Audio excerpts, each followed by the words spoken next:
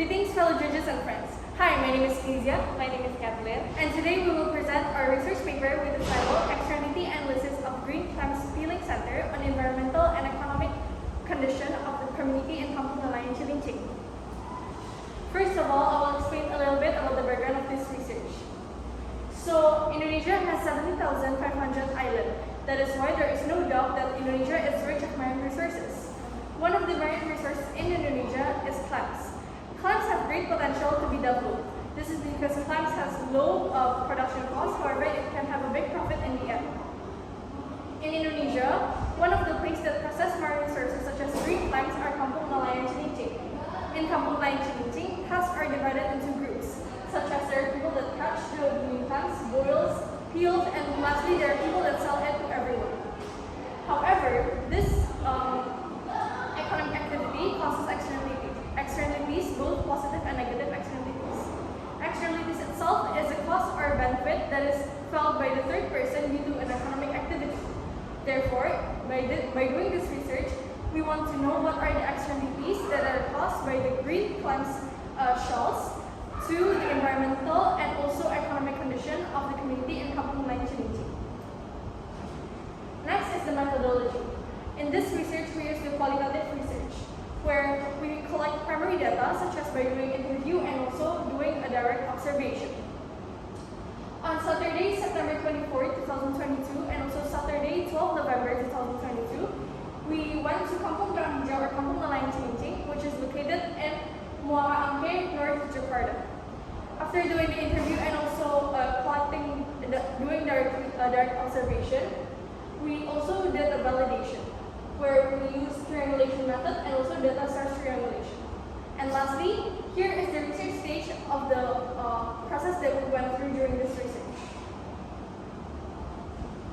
So the result and analysis. So here we can see the table of the income of labor and residents in Kampung Nelayan Cilincing. And the next one, this economic activity causes a positive and negative externality. The negative externality caused by this economic activity is green clam shell waste.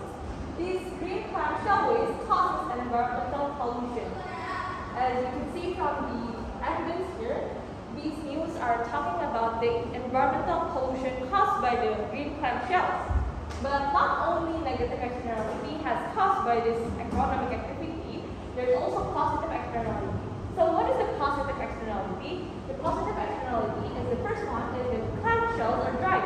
These dried clam shells are made into wall decoration, house renovation, and also dredge flood. So this is a table of the opinion of residents and volunteers in Kampung Nelayan Cilincing. The result is different.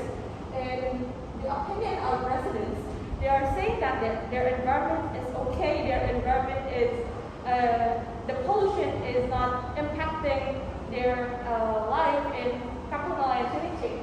But volunteers said that the environment can be improved.